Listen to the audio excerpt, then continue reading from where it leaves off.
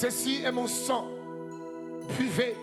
Pourquoi Jésus insiste sur le mystère du sang? Lorsqu'on commence à tirer sur une personne, si son sang ne coule pas, il sera difficile pour la personne de mourir. Parce que lorsqu'on touche à ton sang, lorsque ton sang commence à gicler, on sait que dans la suite des temps, tu vas commencer à perdre les forces, tu risques de mourir. Parce que le sang est un mystère. Pourquoi il y a une puissance dans le sang? Même les occultistes connaissent l'importance du sang. Mais tout sang, il y a un pouvoir. Et seulement que le sang de Jésus est plus puissant que tous les autres sangs.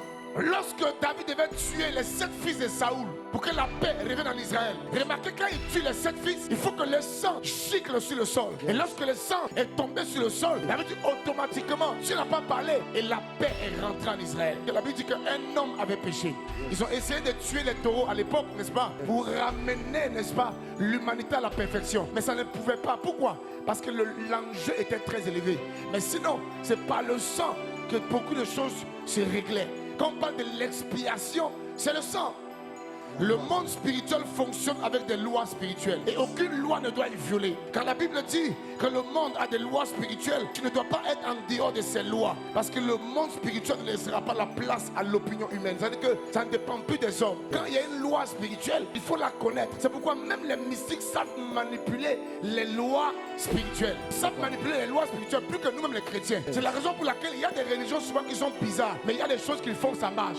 Lorsque Agar part avec son fils, ils arrivent tous au désert. La Bible dit qu'ils ont un peu de pain, ils ont un peu d'eau. Ils vont utiliser le pain, ils vont utiliser l'eau. Mais quelque temps après, le pain et l'eau va finir. Donc Agar se met à distance. Elle commence à crier à l'Éternel. Elle crie à l'Éternel. Elle crie à l'Éternel. La Bible dit, l'Éternel n'est pas venu. Elle a insisté. Elle a insisté. L'enfant est encore embryonnaire. La Bible dit, l'ange descend. Et l'ange dit, j'ai entendu la voix de l'enfant. À quel moment l'enfant a crié? Ça veut donc dire que il y a une autre voix qui est la voix du sang qui parle. Parce que l'enfant n'avait pas ouvert la bouche, mais son sang parlait. Donc ton sang peut parler en bien, comme ton sang peut parler en mal. Tu vas être devant une entreprise où on doit t'embaucher. Tu déposes ton dossier, mais le patron te regarde, il refuse parce que le sang crie un autre langage. Il y a des gens qui quittent des foyers, des relations, pas parce qu'ils ne sont pas souvent gentils, parce que le sang qui crie a donné un autre message dans la famille.